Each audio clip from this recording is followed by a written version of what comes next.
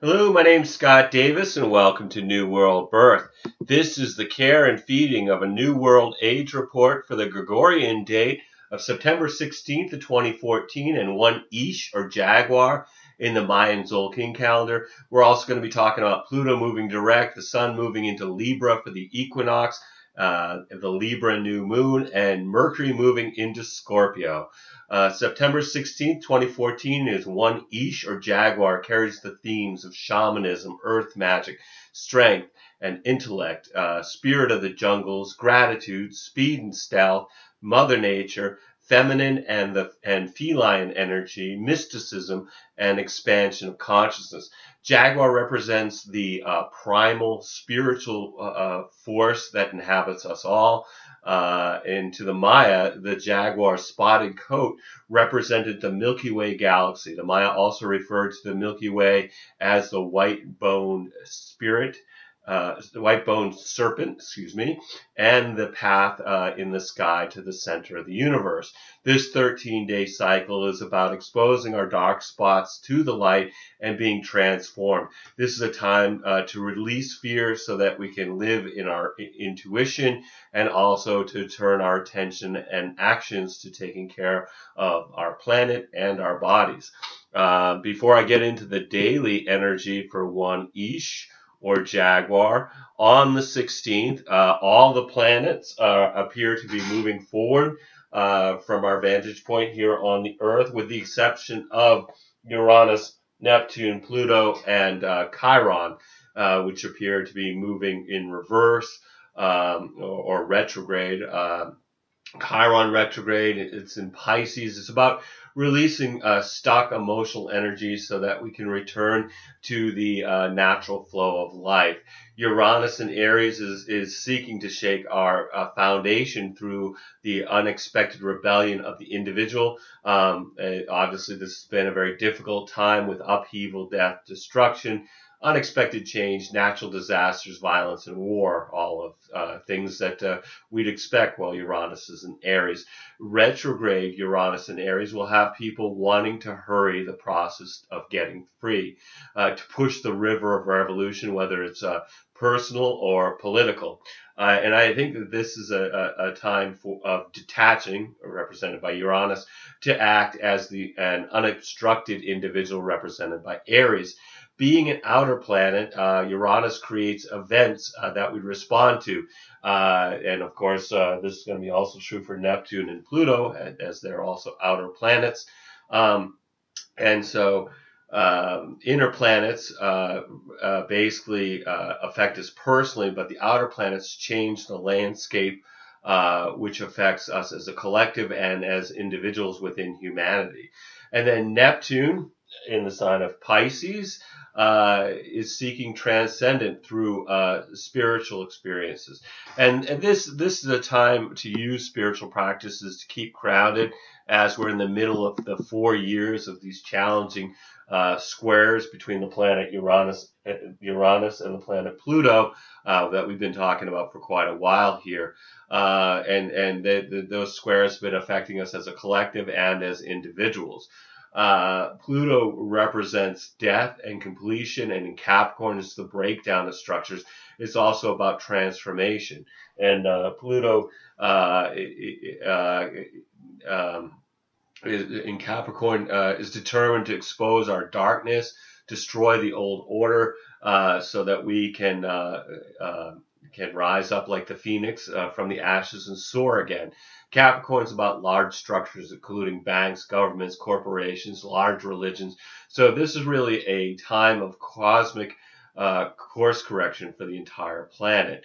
The real big change that's going to happen during the 1 Jaguar Trecena is that Pluto is changing directions from our perspective here on Earth. Obviously, planets really don't move in reverse, but it's as you can see, we're on an inner track, and so when we pass the planets that are on the outer track, it looks like they're moving backwards from our vantage point on the Earth.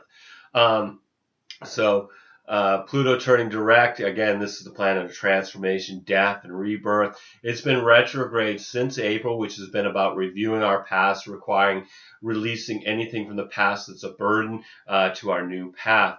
And Pluto will take our baggage, regardless of our attachment, if it doesn't have a purpose in our rebirth. And what I find interesting about the astrology of September is Pluto in Capricorn slows to a stop and begins moving forward on the 22nd. And planets are said to be in the peak of their power when they're stopped. So Pluto is the peak of its power for the entire month of September. And Pluto rules power and the misuse of power. So I expect issues regarding the misuse of power will become even more public after Pluto is moving direct. But when I think about the news from Ferguson, Missouri, or the militarization of the police in the USA, or news from Gaza, Ukraine, Syria, Iraq, and Afghanistan, all of these are examples of misuse of power. Pluto has been in Capricorn since 2008, which was the point when the overly optimistic investments of Pluto in Sagittarius started to crash. Pluto in Capricorn is determined in exposing the darkness, destroying the old order. And in Capricorn, it's going to be in Capricorn until 2024. And it's early in the transit, so this is really, we're still in the breakdown phase where something that is no longer serves us is dismantled to create space for something new. And Capricorn, like I said, is about large structures, organizations, banks, governments, corporations, things of that nature. So we cannot continue to harm Mother Earth for the economic gain of the few is one of the themes that we're seeing.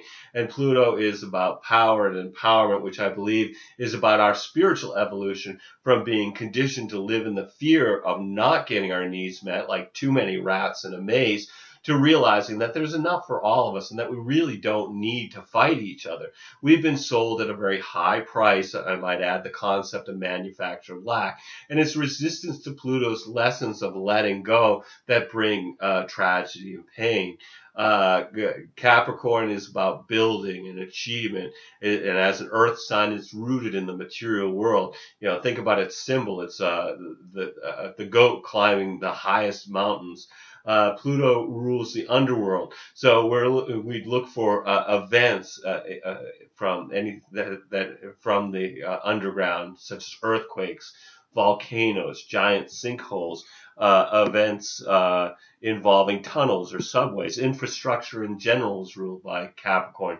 But it's also battles for underground resources such as oil and fracking. And here in Maine, we still continue to struggle with the Nestle Corporation and its subsidiary Poland Springs, which are taking legal action against the locals over water rights as they drain the aquifer for profit, as well as people's wells are going dry. And this is not limited to Maine. You can actually see this across the U.S., where there are reports of efforts to squeeze water out of drought-ridden places for sale or for fracking. And Capricorn's also about the elderly. And in the U.S., we have a political battle over Social Security, which was paid for by people's payroll deductions, has nothing to do with the national debt, but because our government borrowed from Social Security and they have no way to pay it back, they want to dismantle this lifeline for these seniors that they've invested in. Pluto was last in Capricorn from 1762 to 1778, where it transformed political and economic structures all over the world, from the end of the 7 Years' War, when France ceded Canada to Britain, to political unrest in Europe and her colonies, which were brought changes to many nations. Catherine the Great came to power after the murder of her husband, and went to war with the Ottoman Empire, which yielded Russian control over Turkish territories. So, you know, some of these themes continue to pop up in the next installment of Pluto and Capricorn. Poland was divided into three sections, which were owned by Austria, Prussia and Russia. And British Parliament passed the Stamp Act to pay for the cost to quell the colonial rebellion, which then escalated into the American Revolution. This doesn't sound too familiar, does it? The concept of increasing taxes to maintain control over an oppressed population, resulting in the overthrow of the oppressor. Well, it couldn't happen again, or could it? We do have Pluto in Capricorn again. And I've been thinking about current events related to the previous Pluto cycles. During the first American Revolution, the colonists were against taxation without representation. But isn't that what we have now in the U.S.? Our elected officials do not represent their constituents, but rather are in the pockets of multinational corporations. This just continues to show the story of the misuse of power, and that it continues. The parallel actually between Britain in the previous Pluto and Capricorn from 1762 to 1778 and the United States currently is significant because Britain was deeply in debt after the 7 Years' War, which occurred while Pluto was in Sagittarius.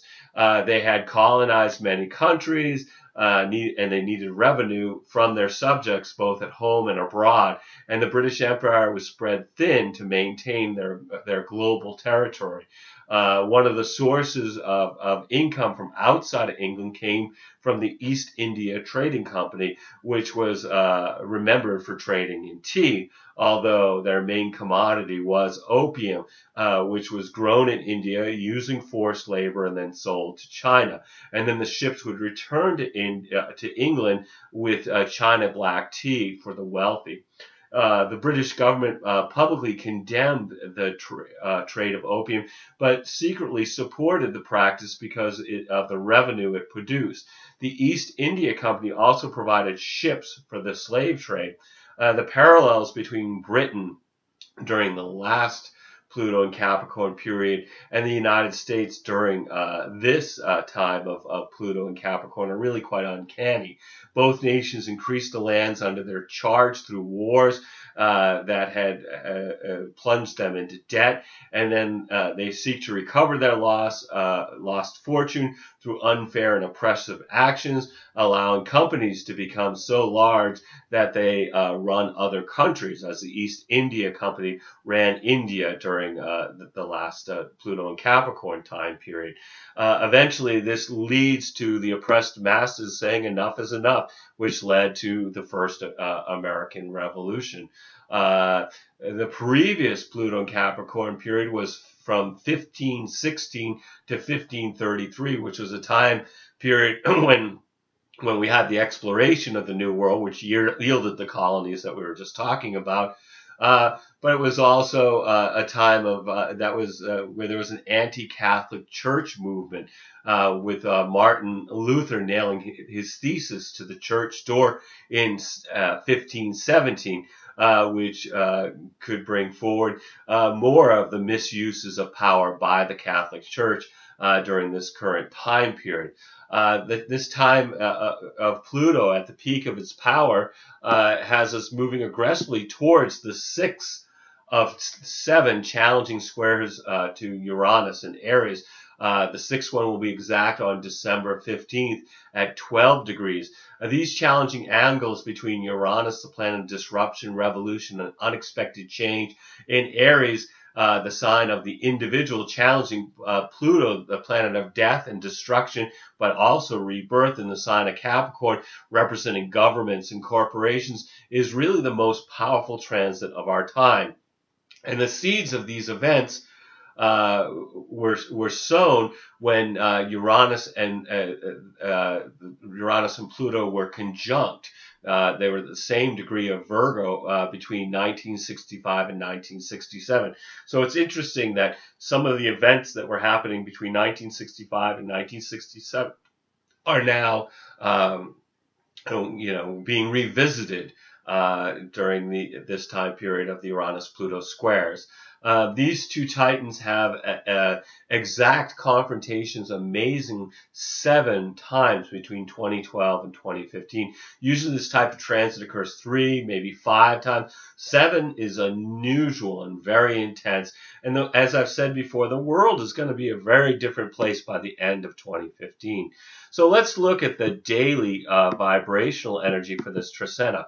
On September 16th of 2014, we have 1 eesh or Jaguar, unity experienced through enjoying nature.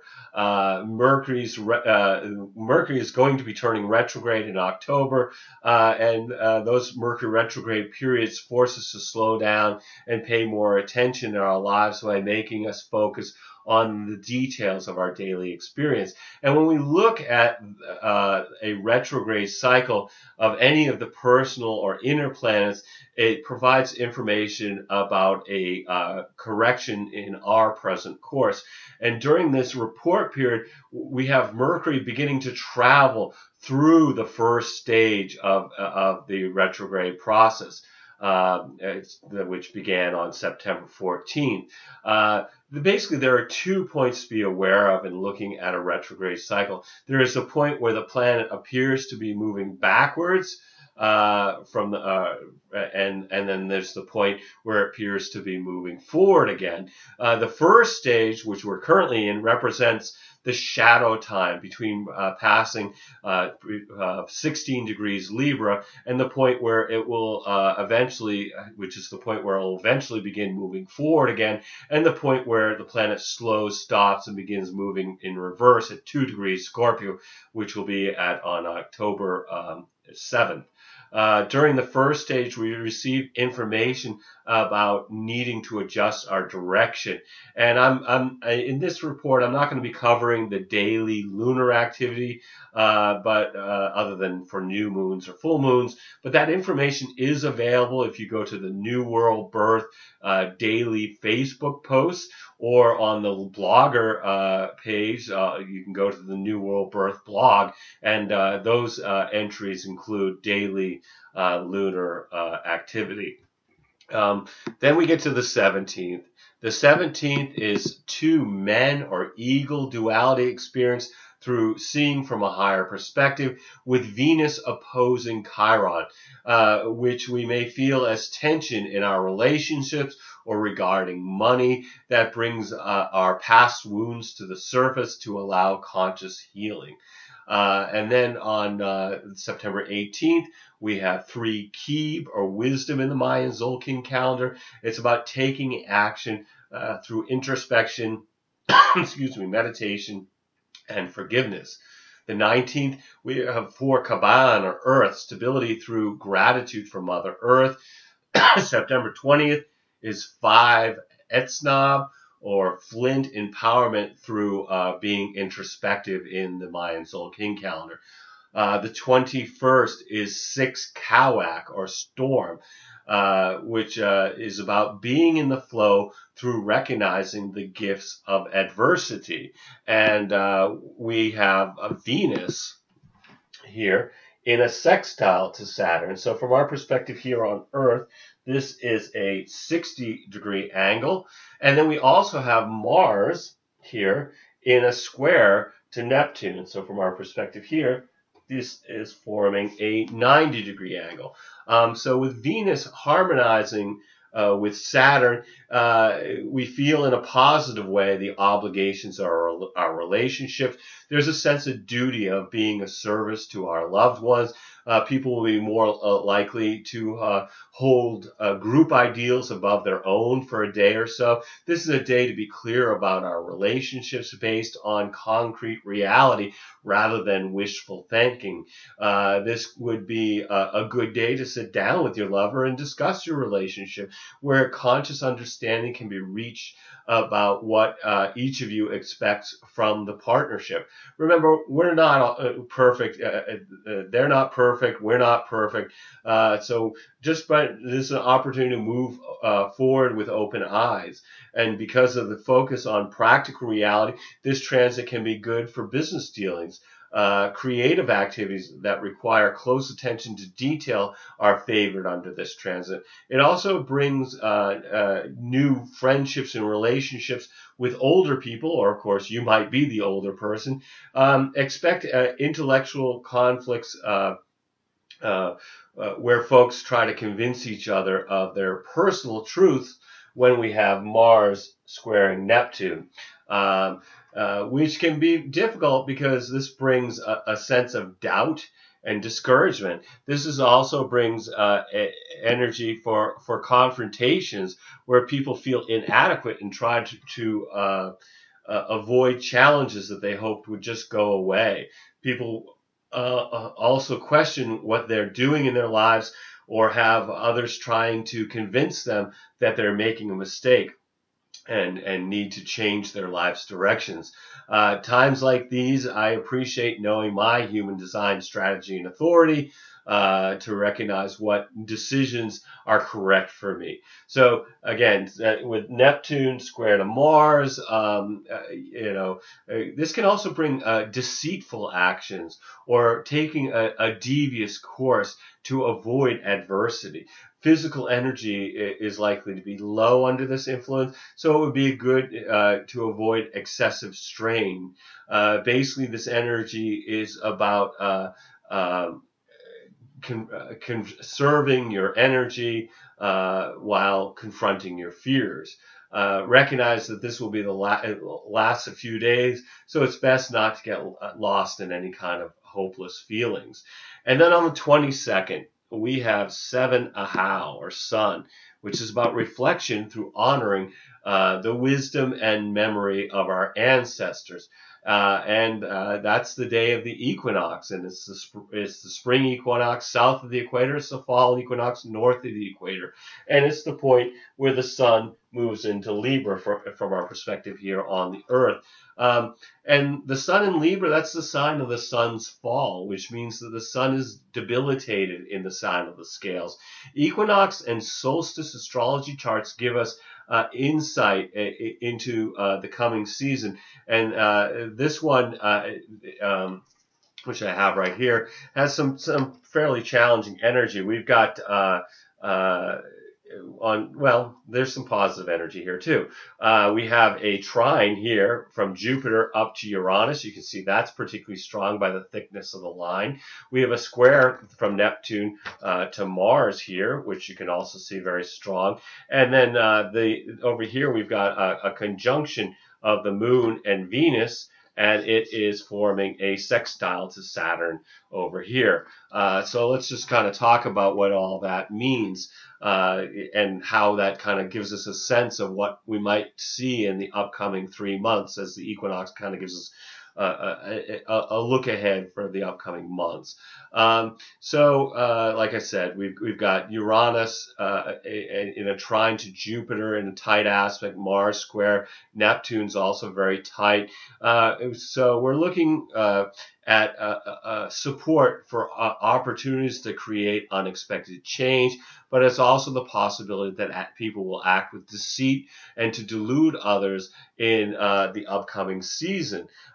Saturn in the sextile to the Moon-Venus conjunction, so we're looking at limitation and the need for discipline regarding money and love, along with having realistic expectations through being calm and reflective. As folks develop personal courage and become less dependent on the opinions of others, represented by Mars square Neptune, the Librian will lose the vacillation and hesitation for which the sign is so well known, and become an authority with the sun in issues of justice and fairness. Libra, prepared to take responsibilities. Saturn, for the consequences of their actions. Libra, through embracing the opportunities. Jupiter, to make unexpected changes personally and politically. Uranus. And so north of the equator, this is a time to review our intentions that we planted during the spring equinox. South of the equator, this is a time to plant new intentions for the upcoming year. And if you look back to past spring equinox in the north reports, you'll find Barbahand Cloud's method of planting seeds on the spring equinox for those of you south of the equator. And then also on the 22nd, Pluto turns direct. So from our perspective here, Pluto's now starting to look like it's very slowly shifting towards a forward motion. And so this is, again, planet of death, rebirth, transformation from our inner experiences, which we have more in the retrograde period, to more of the outer world as it continues to destroy the decaying Capricorn structures of government, big business, big religion, like I mentioned before. This has Pluto moving forward towards its next confrontation with Uranus, as I mentioned, on December 15th for the 6th of 7th Uranus-Pluto squares, which will be a dramatic time as the resistance to old forms continues to collapse in its conflict for those who are seeking individual liberty. Pluto is affecting many of us as it changes directions at 11 degrees of Capricorn, which is a time of increasing intensity and force when superficiality will not be enough. This will be particularly intense for people who have personal planets, inner planets, at 11 degrees of Aries, Cancer, Libra, or Capricorn. Pluto is at the peak of its power due to its lack of movement as it's changing direction. So this can be a very destructive energy that needs to be fulfilled its purpose as transformation. It's really best to hold lightly and let go if needed. Surrender is that which has outlived its purpose. And then we have 8 eesh on the 23rd of September. And 8 eesh, or crocodile, is about balance through nurturing new beginnings in the Mayan Tzolkin calendar. And then the 24th is 9 eek, or wind, patience experienced through communication. While we have the Libra New Moon merging with the Sun, stimulated by Mars and challenged by Pluto. Pluto square the new moon can bring the compulsion to engage in activities that are not good for us in the long run, but it can also help us to look inside and find what we want in any situation, as long as we are honest with ourselves and can be but during this energetic, be cautious of power struggles, as people will easily slip into the role of victim or the role of perpetrator. The moon stimulated by Mars brings a desire to work independently from others. New moons are times of new beginnings. In Libra, it's about balance, partnership, diplomacy, and aesthetics. With Pluto interacting with this new moon, it's new beginnings that might include something that needs to be released. New moons bring the opportunity to set an intention for manifestation on the following full moon. So look at the house of your astrology chart that contains 1 degree, 8 minutes of Libra to consider what area of your life is being activated by this new moon. For me, that would be the 4th house of home and inner world. So I'd set an intention related to using this energy, such as doing something to beautify my home, or some type of inner work that's aesthetically pleasing on that day. And then that would fulfill the Libra new moon's desire for pleasantry and beauty through the 4th house's role of inner world and the home. Jupiter trine Uranus during this new moon chart can bring surprising opportunities and the confidence to take a risk that could lead to a new beginning that includes more freedom and independence. With the ruling planet of Libra, Venus, unaspected or without connections to other planets in the chart, suggests that the focus on relationships will be balanced by the need for autonomy and freedom. That's we can see with the Jupiter Uranus trine. And on the 25th, we have 10 Akbal, or night manifestation through contemplating the stars, which is the point where Jupiter exactly trines Uranus. So from our perspective here on the Earth, this is a 120-degree angle, which brings the desire for expression by doing something outside of the normal routine. Folks will want to experience a new type of freedom and to discover aspects of living that until now were unknown. The inner effect is to explore metaphysical and philosophical matters for inner truth outwardly, though through some new activity. And people are more open to new ideas, which may lead to diverting from the path that has turned into a rut. This transit can bring a sudden surprise opportunity or some sort of new chance that can be beneficial. And then the 26th, we have 11 Con, or seed, or lizard, resolution through planting seeds and making new connections in the Mayan Tzolkin calendar. And then the 27th, we have 12 Chan, or serpent, understanding through being flexible. And at this point, Mercury has moved around the wheel and into Scorpio. And which, due to turning retrograde, you can see that it's going to wrap around and start to move in front of the sun during its retrograde phase. It's only going to last a few days as it turns retrograde on October 4th. It will move back into Libra on October 4th. No, turn retrograde on October 4th, move into Libra, I think October 7th.